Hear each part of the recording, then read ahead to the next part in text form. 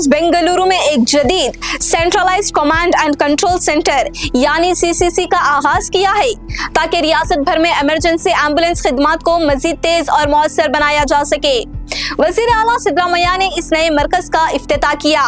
ये मंसूबा 2025-26 के रियासती बजट में ऐलान किया गया था।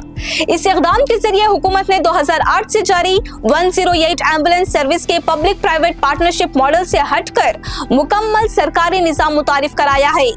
हुकूमत का कहना है कि इससे जवाबदेही, कारकर्दगी और इमरजेंसी रिस्पॉन्स के वक्त में बेहतरी आएगी।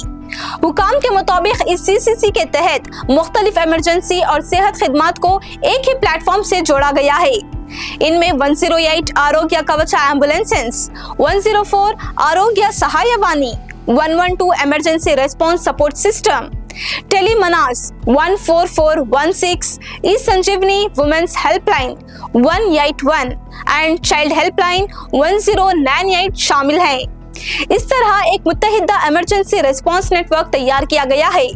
इस जदीद निज़ाम में GPS based ambulance tracking, computer aided dispatch, real time hospital mapping, automatic caller location deduction, SMS alerts और डिजिटल पेशेंट रिकॉर्ड्स जैसी सहूलियात फ्राहम की गई हैं।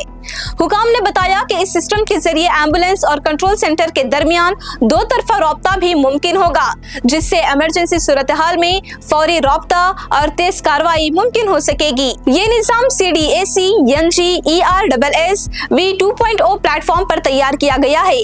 इसके तहत 50 निशिस्तों पर मुश्तमिल कॉल सेंटर कायम किया गया है, जो रियासती डिजिटल इंफ्रास्ट्रक्चर और टेलीकॉम नेटवर्क से मुंसलिक है। हुकाम के मुताबिक इस पूरे निज़ाम की निगरानी सीनियर IAS अफसरान करेंगे और सख्त प्रोटोकॉल के तहत खिदमात अंजाम दी जाएंगी ताकि आवाम को तेज और बेहतर इमरजेंसी खिदमात फ्राहम की जा सकें।